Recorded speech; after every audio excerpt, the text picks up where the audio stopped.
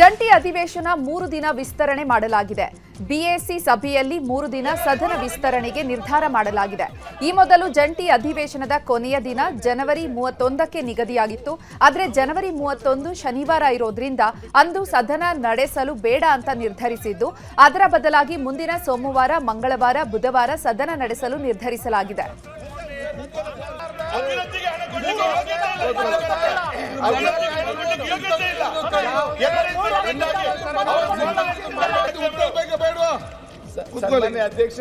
ಅಧ್ಯಕ್ಷರೇ, ಇದು ನಾವು ಒಂದು ಒಕ್ಕೂಟದ ವ್ಯವಸ್ಥೆನಲ್ಲಿ ನಂಬಿಕೆ ಇಟ್ಟು ಕೆಲಸ ಮಾಡ್ತಾ ಇರೋಂಥವ್ರು.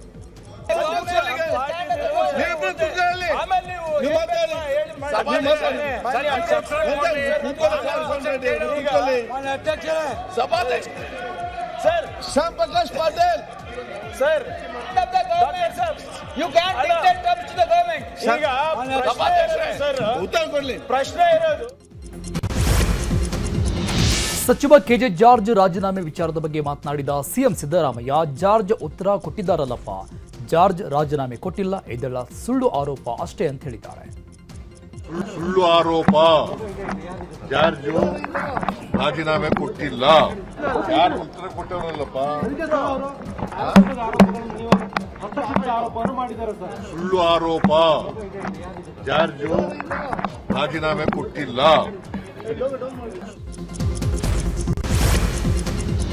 ಇನ್ನು ವಿಧಾನಸೌಧದಲ್ಲಿ ಇಂಧನ ಸಚಿವ ಕೆಜೆ ಜಾರ್ಜ್ ರಾಜೀನಾಮೆ ವದಂತಿ ಬಗ್ಗೆ ಸ್ಪಷ್ಟನೆ ಕೊಟ್ಟಿದ್ದಾರೆ. ಹಸ್ತಕ್ಷೇಪ ಆಗಿಲ್ಲ ಅಂತ ಈಗಾಗಲೇ ಹೇಳಿದ್ದೇನೆ. ಒಬ್ಬರು ಸಚಿವರು ರಾಜೀನಾಮೆ ಕೊಡೋದು ಅಂದ್ರೆ ಅಷ್ಟು ಸುಲಭನಾ? ನಾನು ಯಾವ ಅಧಿಕಾರಿ ವಿಚಾರದಲ್ಲಿ ಪಟ್ಟು ಹಿಡಿದಿಲ್ಲ.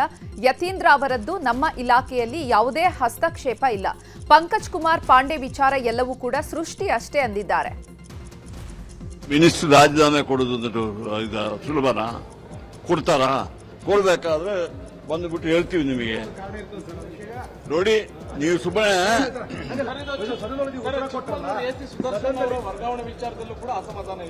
ನೋಡಿ, ಎಸಿಗಳು ಬರೋದು, ಡಿಸಿಗಳು ಬರೋದು, ಎಸ್ಪಿಗಳು ಬರೋದು, ಅವ್ರಿಗೆ ವರ್ಗಾವಣೆ ಆಗೋದು ಮಾಮೂಲು ಅಂತಾನೆ. ಅದಕ್ಕೆಲ್ಲ ನಾನೊಬ್ಬ ಮಿನಿಸ್ಟರ್ ಆಗ್ಬಿಟ್ಟು ನಮ್ಮ ಇಲಾಖೆಯಲ್ಲಿ ಎಷ್ಟು ಜನ ಬರ್ತಾರೆ, ಎಷ್ಟು ಜನ ಹೋಗ್ತಾರೆ. ನಾನು ಯಾವ ಅಧಿಕಾರಿ ವಿಚಾರದಲ್ಲಿ ಪಟ್ಟು ಹಿಡಿಯುವುದಿಲ್ಲ. ಎದುರುಬಿಟ್ರೆ ಅದು ಅಧಿಕಾರಿಗಳನ್ನ ವರ್ಗಾವಣೆ ಮಾಡೋದು, ಯಾರಿಗೆ ಅಧಿಕಾರ ಇರ್ತದೆ ಅವ್ರು ಮಾಡ್ತಾರೆ. ನನ್ನ ಇಲಾಖೆಯಲ್ಲಿ ಬಂದುಬಿಟ್ರೆ ಮಾತ್ರ ನನಗೆ ಬರ್ತದೆ. ಅದು DPR ಅವರು ಮಾಡ್ತಾರೆ, ಅದು ಮಾಡ್ತಾರೆ. ಒಬ್ಬರು ಮಿನಿಸ್ಟರ್. ಉತ್ತರ ಭಾರತೀಯರಿಗೆ ಇಂಧನ ಇಲಾಖೆಯಲ್ಲಿ ಟೆಂಡರ್ ನೀಡುವ ವಿಚಾರಕ್ಕೆ ಗಲಾಟೆ ಆಗಿದೆ ಎನ್ನಲಾಗಿದೆ. ಕೆಪಿಟಿಸಿಎಲ್ ಎಂಡಿ ಪಂಕಜ್ ಕುಮಾರ್ ಪಾಂಡೆ ವಿರುದ್ಧ ಸಿಎಂಗೆ ಕರ್ನಾಟಕದ ಕೆಲ ಕಾಂಟ್ರಾಕ್ಟರ್ಗಳು ದೂರು ಕೊಟ್ಟಿದ್ದಾರೆ. ಈ ಹಿನ್ನೆಲೆಯಲ್ಲಿ ಸಿಎಂ ಕಚೇರಿಯಿಂದ ಪಂಕಜ್ ಕುಮಾರ್ ಪಾಂಡೆಗೆ ನೋಟಿಸ್ ಕೊಡಲಾಗಿದೆ. ಆದರೆ ನೋಟಿಸ್ ಕೊಟ್ಟರೂ ಪಂಕಜ್ ಪಾಂಡೆ ಸಿಎಂ ಭೇಟಿಯಾಗಿಲ್ಲ. 8 ಬಾರಿ ಸೂಚನೆ ಕೊಟ್ಟರೂ ಸಿಎಂ ಭೇಟಿ ಮಾಡಲಿಲ್ಲ. ಫೋನ್ ಕೂಡ ರಿಸೀವ್ ಮಾಡಲಿಲ್ಲ. ಸದ್ಯ ಪಾಂಡೆ ನಡೆಯಿಂದ ಸಿಎಂ ಸಿಟ್ಟಾಗಿದ್ದು, ಪಾಂಡೆ ಸಸ್ಪೆಂಡ್ ಮಾಡುವಂತೆ ಶಾಲಿನಿ ರಜನೀಶ್ಗೆ ಸೂಚನೆ ಕೊಟ್ಟಿದ್ದಾರೆ. ಈ ವಿಷಯ ಗೊತ್ತಾಗಿ ಪಾಂಡೆ ಸಿಎಂ ಭೇಟಿಯಾಗಿದ್ದಾರೆ. ಈ ವೇಳೆ ಸಿಎಂ ಗರಂ ಆಗಿದ್ದು, ಇದೇ ವಿಚಾರಕ್ಕೆ ಸಚಿವ ಜಾರ್ಜ್ ಬೇಸರಗೊಂಡಿದ್ರಂತೆ. ಅಲ್ಲದೆ ರಾಜೀನಾಮೆಗೂ ಮುಂದಾಗಿದ್ರಂತೆ. ಬಳಿಕ ಪಾಂಡೆ ಕರೆಸಿ ಸಸ್ಪೆಂಡ್ ವಿಚಾರವಾಗಿ ಮಾತನಾಡಿದ್ದಾರೆ. ನಂತರ ಸಿಎಂ ಭೇಟಿಯಾಗಿ ಪಾಂಡೆ ನಡೆ ಬಗ್ಗೆ ವಿವರಣೆ ಕೊಟ್ಟಿದ್ದಾರೆ. ಜಾರ್ಜ್ ಮನವಿ ಬಳಿಕ ಸಿಎಂ ಪಾಂಡೆ ಸಸ್ಪೆಂಡ್ ಕೈಬಿಟ್ಟಿದ್ದಾರೆ ಅಂತ ಹೇಳಲಾಗ್ತಾ ಇದೆ. ಇತ್ತ ಪಂಕಜ್ ಕುಮಾರ್ ಪಾಂಡೆ ವಿರುದ್ಧ ಸ್ಮಾರ್ಟ್ ಮೀಟರ್ ವಿವಾದ ಸುತ್ತಿಕೊಂಡಿತ್ತು. ಈ ಹಿಂದೆ ಸ್ಮಾರ್ಟ್ ಮೀಟರ್ ವಿವಾದ ಭಾರೀ ಸದ್ದು ಮಾಡಿತ್ತು. ಇನ್ನೊಂದೆಡೆ ಜಾರ್ಜ್ಗೆ ಪಂಕಜ್ ಕುಮಾರ್ ಪಾಂಡೆ ಪರಮಾಪ್ತ ಅಧಿಕಾರಿ ಎನ್ನಲಾಗಿದೆ. ಈ ಎಲ್ಲ ವಿವಾದಗಳ ನಡುವೆ ಇಂಧನ ಇಲಾಖೆಯಲ್ಲಿ ಸಿಎಂ ಪುತ್ರ ಯತೀಂದ್ರ ಹಸ್ತಕ್ಷೇಪ ಮಾಡಿದ್ದಾರೆ ಅನ್ನುವಂತಹ ಆರೋಪವೂ ಇತ್ತು. ವರ್ಗಾವಣೆ, ಟೆಂಡರ್ ವಿಚಾರದಲ್ಲೇ ಪಾಂಡೆ ಮತ್ತು ಸಿಎಂ ಕಚೇರಿ ನಡುವೆ ಗುದ್ದಾಟ ನಡೆದಿದೆ ಎನ್ನಲಾಗಿತ್ತು. ಜಟಾಪಟಿ ಮಧ್ಯೆಯೂ ಕೂಡ ಸಚಿವ ಜಾರ್ಜ್ ಅಧಿಕಾರಿ ಪರ ನಿಂತಿದ್ದಾರೆ. ಸದ್ಯ ಜಾರ್ಜ್ ಮಧ್ಯ ಪ್ರವೇಶದಿಂದಾಗಿ ಸಮಸ್ಯೆ ತಾತ್ಕಾಲಿಕವಾಗಿ ಶಮನವಾಗಿದ್ದು, ಈ ಬೆನ್ನಲ್ಲೇ ಜಾರ್ಜ್ ರಾಜೀನಾಮೆ ವದಂತಿ ಶುರುವಾಯಿತು ಎನ್ನಲಾಗ್ತಿದೆ. ಅಪೆಕ್ಸ್ ಬ್ಯಾಂಕ್ ಅಧ್ಯಕ್ಷರ ಚುನಾವಣೆ ಮುಂದೂಡಿಕೆ ಮಾಡಲಾಗಿದೆ. ಡಿಕೆಶಿ ಸಂಬಂಧಿ ರವಿ ಹಾಗೂ ರಾಜಣ್ಣ ನಡುವೆ ಪೈಪೋಟಿ ಹಿನ್ನೆಲೆಯಲ್ಲಿ ಹೈಕಮಾಂಡ್ ಮಧ್ಯಪ್ರವೇಶದಿಂದ ಚುನಾವಣೆ ಮುಂದೂಡಿಕೆ ಮಾಡಲಾಗಿದೆ. ಹೈಕಮಾಂಡ್ ನಿರ್ದೇಶನದಂತೆ ಸಿಎಂ ಸಿದ್ದರಾಮಯ್ಯ ಅಪೆಕ್ಸ್ ಬ್ಯಾಂಕ್ ಅಧ್ಯಕ್ಷರ ಚುನಾವಣೆಯಿಂದ ಮುಂದೂಡಿಕೆ ಮಾಡಿದ್ದಾರೆ. ಈಗಾಗಲೇ ಅಧ್ಯಕ್ಷ ಸ್ಥಾನಕ್ಕೆ ನಾಮಪತ್ರ ಸಲ್ಲಿಸಿದ್ದ ಬೆಳ್ಳಿಪ್ರಕಾಶ್ ಹಾಗೂ ಶರಣಗೌಡ ಬಯ್ಯಾಪುರ್ ಮತ್ತೆ ನಾಮಪತ್ರವನ್ನು ವಾಪಸ್ ಪಡೆದುಕೊಂಡಿದ್ದಾರೆ. ಇನ್ನು ಇದೇ ವಿಚಾರವಾಗಿ ಮಾತನಾಡಿದ ಸಿಎಂ ಸಿದ್ದರಾಮಯ್ಯ, ನಾನಲ್ಲ ಚುನಾವಣಾಧಿಕಾರಿ ಮುಂದೂಡಿರೋದು ಅಂತ ಹೇಳಿದ್ದಾರೆ. ಇನ್ನು ಇದೇ ವಿಚಾರವಾಗಿ ರಾಜೇಂದ್ರ, ರಾಜಣ್ಣ, MLC ರವಿ ಕೂಡ ಪ್ರತಿಕ್ರಿಯಿಸಿದ್ದಾರೆ. ಅಪೆಕ್ಸ್ ಬ್ಯಾಂಕ್ ಎಲೆಕ್ಷನ್ ನಾನು ಮಾಡಿಲ್ಲ.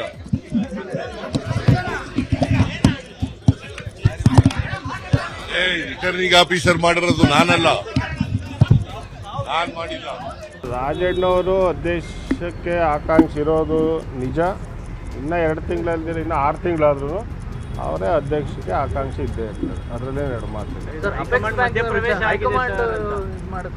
ಕರೆ ಮಾಡಿ ಚುನಾವಣೆ ಮುಂದೂಡಿ ಅಂತ ಸಲಹೆ ಕೊಟ್ಟಿದ್ದಾರೆ. ಅಲ್ಲ, ಕರೆ ಮಾಡಿ ಮಾತಾಡಿದ್ದಾರೆ ಅಂತ ಮಾಹಿತಿ ಇದೆ. ಬಟ್ ಅವ್ರು ಏನಕ್ಕೆ ಮುಂದೂಡಿಕೆ ಮಾಡಿದ್ದಾರೆ ಅಂತ ಸುರ್ಜೇವಾಲ ಅವರು ಹೇಳಿದ್ದಾರೆ ಅನ್ನೋಂಥ ಮಾಹಿತಿ ನಮ್ಮಲ್ಲಿಲ್ಲ, ನನ್ನಲ್ಲಿಲ್ಲ. ನಮಗೂ ಒಂದು ಅವಕಾಶ ಕೊಡಿ ಅಂತೇಳಿ ಸಹಜವಾಗಿ ಎಲ್ಲರೂ ಯಾವ ರೀತಿ ಕೇಳ್ತಾರೆ ಆ ರೀತಿಯಾಗಿ ನಾನು ಕೂಡ ವರಿಷ್ಠರ ಬಳಿ ಕೇಳ್ಕೊಂಡಿದ್ದೆ. ಆಗ ಮಾನ್ಯ ಮುಖ್ಯಮಂತ್ರಿಗಳನ್ನೇ ಇಲ್ಲ, ನೀನು ಕೋಆಪರೇಟಿವ್ ಅಲ್ಲಿ ನೀನು ಕೂಡ ಇರ್ತಕ್ಕಂಥದ್ದು ಆಯಿತು, ಅಪೆಕ್ಸ್ ಬ್ಯಾಂಕ್ ಅಧ್ಯಕ್ಷ ಸ್ಥಾನ ಅವಕಾಶ ಬಂದಾಗ ನಿನಗೆ ಒದಗಿಸ್ಕೊಡ್ತೀವಿ ಅಂತ ಮುಖ್ಯಮಂತ್ರಿಗಳು ಮಾತು ಕೊಟ್ಟಿದ್ದರು. ಅದನ್ನು ನಾನು ಈ ಸಾರಿ ಸಂದರ್ಭದಲ್ಲಿ ಅವ್ರಿಗೆ ನೆನಪಿಸಿದೆ. ತಮ್ಮ ಮಾತು ಕೊಟ್ಟಿದ್ದೀರಿ, ದಯಮಾಡಿ ಒಂದು ಅವಕಾಶ ಮಾಡಿಕೊಡಿ, ತಾವೇನು ನಿರ್ದೇಶನ ಕೊಡ್ತೀರಿ ಆ ನಿರ್ದೇಶನಕ್ಕೆ ನಾವೆಲ್ಲ ಸಹಮತ ಒಪ್ಪಿರ್ತೀವಿ. ನಮಗೂ ಒಂದು 2026-27 ಬಜೆಟ್ ಸಿದ್ಧತೆಗಾಗಿ ಸಿಎಂ ಪೂರ್ವಭಾವಿ ಸಭೆ ಕರೆದಿದ್ದಾರೆ. ಫೆಬ್ರವರಿ 2ರಿಂದ ಇಲಾಖಾವಾರು ಸಭೆ ನಡೆಯಲಿದೆ. ಇಲಾಖಾ ಸಚಿವರು ಮತ್ತು ಅಪರ ಮುಖ್ಯ ಕಾರ್ಯದರ್ಶಿ, ಪ್ರಧಾನ ಕಾರ್ಯದರ್ಶಿ ಅಗತ್ಯ ಮಾಹಿತಿ ದಾಖಲೆ ಸಮೇತ ಸಭೆಗೆ ಹಾಜರಾಗುವಂತೆ ಸೂಚನೆ ನೀಡಲಾಗಿದೆ.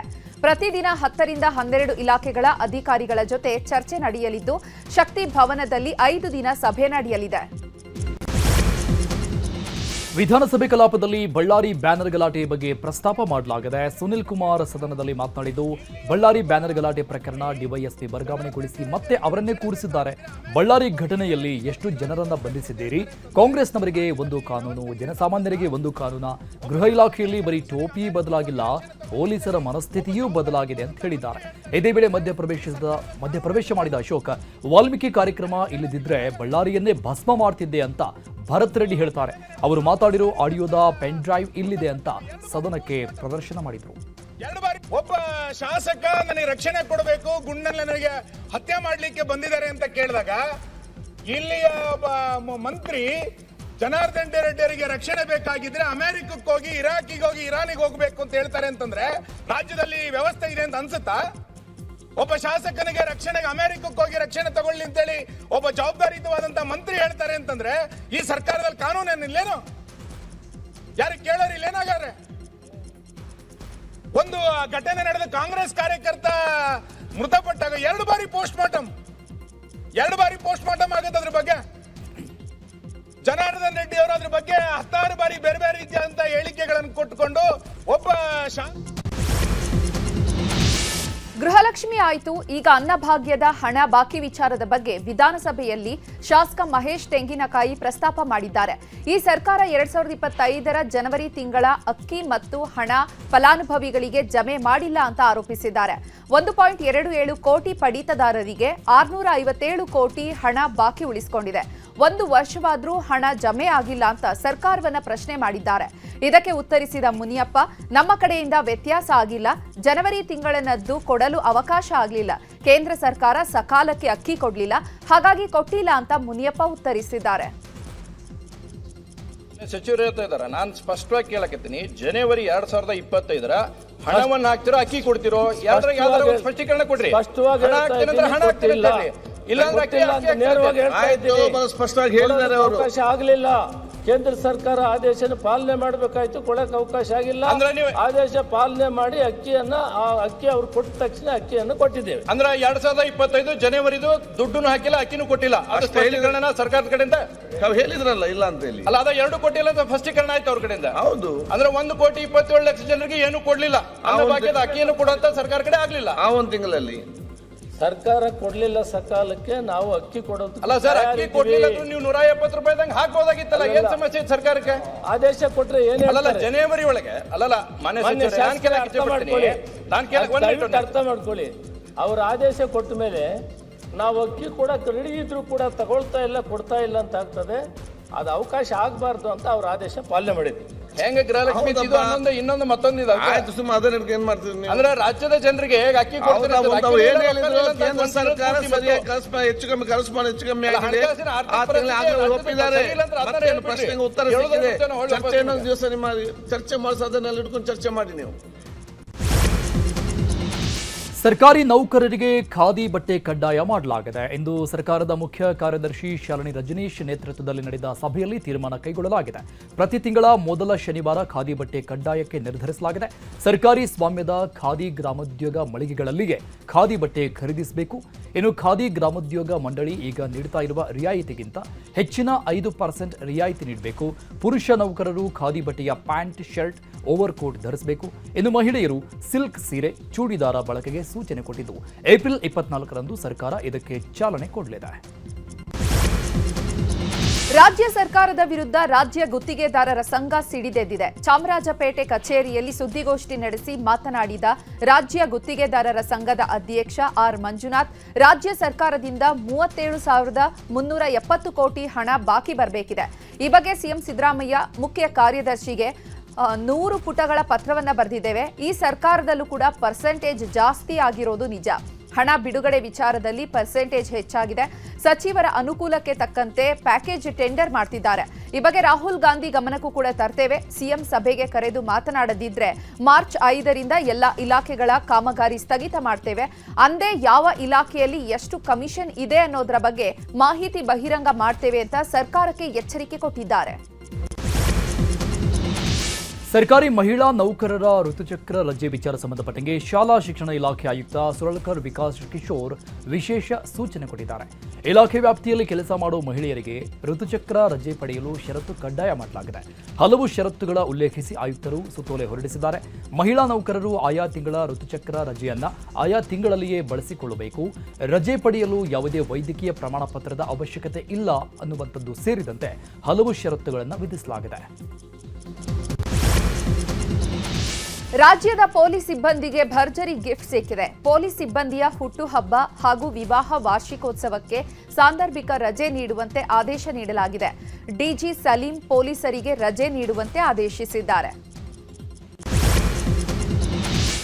ಮನ್ರೇಗಾ ಮರುಜಾರಿಗೆ ಆಗ್ರಹಿಸಿ ವಿನೂತನವಾಗಿ ಪ್ರತಿಭಟನೆ ನಡೆಸಲಾಗಿದೆ. ಬೆಂಗಳೂರು ಹೊರವಲಯ ಆನೇಕಲ್ ತಾಲೂಕಿನ ಅತ್ತಿಬೆಲೆಯಲ್ಲಿ ರಾಜ್ಯ ಮಹಿಳಾ ಕಾಂಗ್ರೆಸ್ ಅಧ್ಯಕ್ಷೆ ಸೌಮ್ಯ ರೆಡ್ಡಿ ನೇತೃತ್ವದಲ್ಲಿ ಪ್ರತಿಭಟನೆ ಮಾಡಲಾಗಿದೆ. ತಲೆಗೆ ಟವಲ್ ಸುತ್ತಕೊಂಡು ಸಲಿಕೆ ಬಾಂಡ್ಲಿ ಸುತ್ತಿಗೆ ಹಿಡಿದು ಮಹಿಳಾ ಕಾರ್ಯಕರ್ತೆಯರು ಪ್ರತಿಭಟಿಸಿದರು. ಮನ್ರೇಗಾ ಮರುಜಾರಿಗೊಳಿಸುವಂತೆ ಆಗ್ರಹಿಸಿದ್ದಾರೆ. ಕ್ರಾಂತಿವೀರ ಸಂಗೊಳ್ಳಿ ರಾಯಣ್ಣಗೆ ಅಪಮಾನ ಮಾಡಿರುವ ಆರೋಪಕ್ಕೆ ಸಂಬಂಧಪಟ್ಟಂತೆ ಹಾಲುಮತ ಮಹಾಸಭಾ ರಾಜ್ಯಾಧ್ಯಕ್ಷ ರುದ್ರಣ್ಣ ಗುಳಗುಳಿ ಇಂದು ಸುದ್ದಿಗೋಷ್ಠಿ ನಡೆಸಿ ಸಚಿವ ಸಂತೋಷ್ ಲಾಡ್ ವಿರುದ್ಧ ಪ್ರತಿಭಟನೆ ನಡೆಸಲು ಮುಂದಾಗಿದ್ದಾರೆ. ಜನವರಿ 26ರಂದು ನಡೆದ ಕಾರ್ಯಕ್ರಮದಲ್ಲಿ ಸಂತೋಷ್ ಲಾಡ್ ಭಾಗಿಯಾಗಲು ಮನವಿಯನ್ನ ಮಾಡಲಾಗಿತ್ತು. ಆದರೆ ಸಂತೋಷ್ ಲಾಡ್ ಅವಾಚ್ಯ ಶಬ್ದದಿಂದ ನಿಂದಿಸಿದ್ದಾರೆ. ಶ್ರೀಗಳು ಈ ಬಗ್ಗೆ ಆರೋಪವನ್ನ ಮಾಡಿದ್ದು ನಾಳೆ ಹಾಲುಮತ ಮಹಾಸಭಾದಿಂದ ಪ್ರತಿಭಟನೆ ನಡೆಸಲು ಮುಂದಾಗಿದ್ದಾರೆ.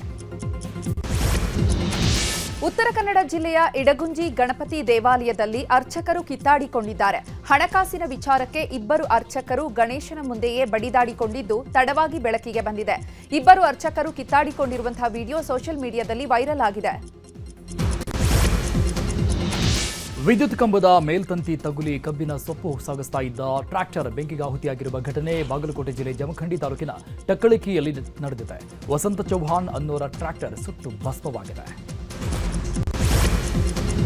ರೈಲಿನಲ್ಲಿ ಅಕ್ರಮವಾಗಿ ಸಾಗಿಸ್ತಾ ಇದ್ದ ಗಾಂಜಾವನ್ನ ವಶಕ್ಕೆ ಪಡೆಯಲಾಗಿದೆ. ನರಸಾಪುರ ಹುಬ್ಬಳ್ಳಿ ಅಮರಾವತಿ ಎಕ್ಸ್ಪ್ರೆಸ್ನಲ್ಲಿ ಘಟನೆ ನಡೆದಿದ್ದು ಅಂದಾಜು 4.66 ಲಕ್ಷ ರೂಪಾಯಿ ಮೌಲ್ಯದ 9.3 ಕೆಜಿ ಗಾಂಜಾವನ್ನ ಪೊಲೀಸರು ವಶಕ್ಕೆ ಪಡೆದಿದ್ದಾರೆ. ಕಾರು ಅಡ್ಡಗಟ್ಟಿ 10 ಲಕ್ಷ ದರೋಡೆ ಮಾಡಿರುವ ಘಟನೆ ತಡವಾಗಿ ಬೆಳಕಿಗೆ ಬಂದಿದೆ. ಚಾಮರಾಜನಗರ ಜಿಲ್ಲೆಯ ಗುಂಡ್ಲುಪೇಟೆ ತಾಲೂಕಿನ ಕಣ್ಣೇಗಾಲ ಬಳಿ ಜನವರಿ 7ರಂದು ಕೇರಳ ಮೂಲದ ಚಿನ್ನದ ವ್ಯಾಪಾರಿಗಳನ್ನು ಅಡ್ಡಗಟ್ಟಿ ದರೋಡೆ ಮಾಡಿದ್ದಾರೆ. ಚಿನ್ನ ಮಾರಾಟ ಮಾಡಿ 10 ಲಕ್ಷವನ್ನ ಕೊಂಡೊಯ್ತಾ ಇದ್ರು. ಈ ವೇಳೆ ಕಾರು ಅಡ್ಡಗಟ್ಟಿ ಚಾಕು ತೋರಿಸಿ 10 ಲಕ್ಷ ದರೋಡೆ ಮಾಡಿದ್ದಾರೆ. ಈ ಘಟನೆ ಸಂಬಂಧಪಟ್ಟಂಗೆ ದೂರು ದಾಖಲಾಗಿದ್ದು ಆರೋಪಿಗಳಿಗಾಗಿ ಹುಡುಕಾಟ ನಡೆಸಲಾಗ್ತಾ ಇದೆ.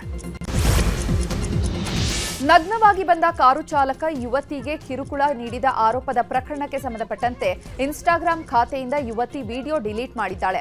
ಸಾಕಷ್ಟು ಲೈಕ್ಸ್ ಕಮೆಂಟ್ಸ್ ಬಂದ ಬೆನ್ನಲ್ಲೇ ವಿಡಿಯೋ ಡಿಲೀಟ್ ಮಾಡಿದ್ದು ಪ್ರಕರಣದ ಸಂಬಂಧ ಹೆಬ್ಬಗೋಡಿ ಪೊಲೀಸ್ ಠಾಣೆಯಲ್ಲಿ ಎಫ್ಐಆರ್ ದಾಖಲು ಮಾಡಲಾಗಿದೆ. ಇನ್ನು ಈ ಘಟನೆ ಬಗ್ಗೆ ಪೊಲೀಸರಿಗೆ ಮಾಹಿತಿ ಕೊಡಲು ಯುವತಿ ಹಿಂದೇಟು ಹಾಕ್ತಾ ಇದ್ದು ಈ ಘಟನೆ ಆಗಿದೆ ಅನ್ನೋದನ್ನ ಬಿಟ್ರೆ ಬೇರೆ ಯಾವುದೇ ಮಾಹಿತಿಯನ್ನ ಕೊಡ್ತಾ ಇಲ್ವಂತೆ. ಹೀಗಾಗಿ ಇದೊಂದು ಸುಳ್ಳು ಆರೋಪನ ಅನ್ನುವಂತಹ ಅನುಮಾನ ಹುಟ್ಟಿಸಿದ್ದು ಈ ಘಟನೆಯ ವಿವರ ಕೊಡುವಂತೆ ನೆಟ್ಟಿಗರು ಒತ್ತಾಯಿಸಿದ್ದಾರೆ. ಬೇಸಿಗೆ ಆರಂಭಕ್ಕೂ ಮುನ್ನವೇ ಕುಡಿಯುವ ನೀರಿಗೆ ಹಾಹಾಕಾರ ಶುರುವಾಗಿದೆ. ನೀರಿಗಾಗಿ ಗ್ರಾಮ ಪಂಚಾಯಿತಿ ಎದುರು ಮಹಿಳೆಯರು ಪ್ರತಿಭಟಿಸಿದ್ದಾರೆ.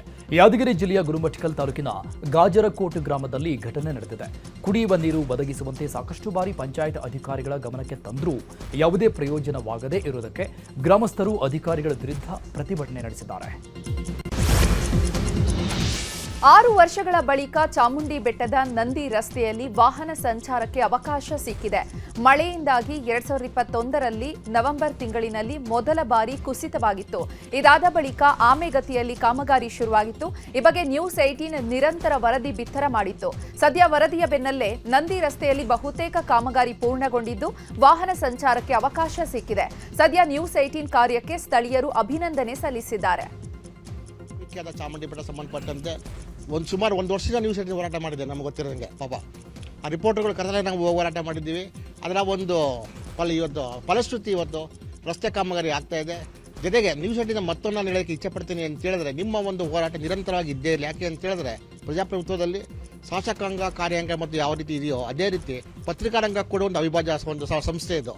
ಆ ಸಂಸ್ಥೆ ಜನಗಳನ್ನ ಜಾಗೃತಿ ಮೂಡಿಸೋ ಕೆಲಸವನ್ನು ಮಾಡಬೇಕು. ಅದನ್ನು ಇವತ್ತು ನ್ಯೂಸ್ 18 ನಿರಂತರವಾಗಿ ಮಾಡ್ಕೊಂಡು ಬರ್ತಾ ಇರ್ತಕ್ಕಂಥದ್ದು ಇವತ್ತು. ಯಾಕೆ ಅಂತ ಹೇಳಿದ್ರೆ ನಾವು ನೋಡ್ತೀವಲ್ಲ, ಎಲ್ಲ ಜಿಲ್ಲೆಗಳಲ್ಲಿ ಕಾರ್ಯಕ್ರಮ ಮಾಡ್ಕೊಂಡು ಹೋಗ್ತಾ ಇದೆ ಇವತ್ತು ನ್ಯೂಸ್ 18 ಇವತ್ತು. ಯಾವುದೇ ಇಡೀ ಬೆಳಗಾವಿಯಿಂದ ಹಿಡಿದು ನಗರ ತನಕ ಎಷ್ಟು ಜಿಲ್ಲೆಗಳು ಬರುತ್ತೆ, ಈ ಜಿಲ್ಲೆಗಳಲ್ಲಿ ಕಾರ್ಯಕ್ರಮ ಆಗ್ತಾ ಇದೆ. ನಿಮ್ಮ ಒಂದು ಕಾರ್ಯ ಇದು ಪತ್ರಿಕಾರಂಗದ ಒಂದು ಸೇವೆ ನಿರಂತರವಾಗಿರಲಿ. ನಿಮ್ಮಿಂದ ಆದರೂ ನಿದ್ರಾವಸ್ಥೆ ಇರತಕ್ಕಂಥ ಶಾಸಕ ಕಾರ್ಯ ಎಬ್ಬಿಸುವಂಥ ಕೆಲಸ ಆಗಲಿ ಅಂತೇಳಿ ನಾನು ನ್ಯೂಸ್ 18ಗೆ ಶುಭ ಹಾರೈಸ್ತೇನೆ.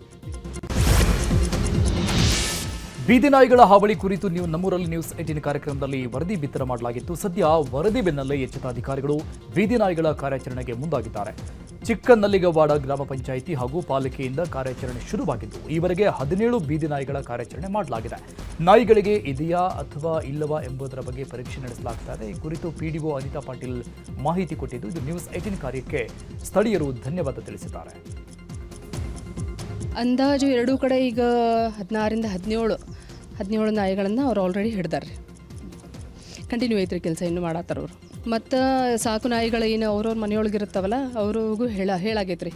ಒಂದು ನಿಮ್ಮ ನಾಯಿಗಳಿಗೆ ವ್ಯಾಕ್ಸಿನೇಷನ್ ಹಾಕಿಸ್ರಿ ಅಥವಾ ಹೊರಗಡೆ ಬಿಡಬೇಡ್ರಿ. ಯಾಕೆ ಬೀದಿ ನಾಯಿ ಕಡ್ದು ಮತ್ತು ಅವಕ್ಕೂ ಬರೋ ಚಾನ್ಸಸ್ ಇರ್ತೈತಿ.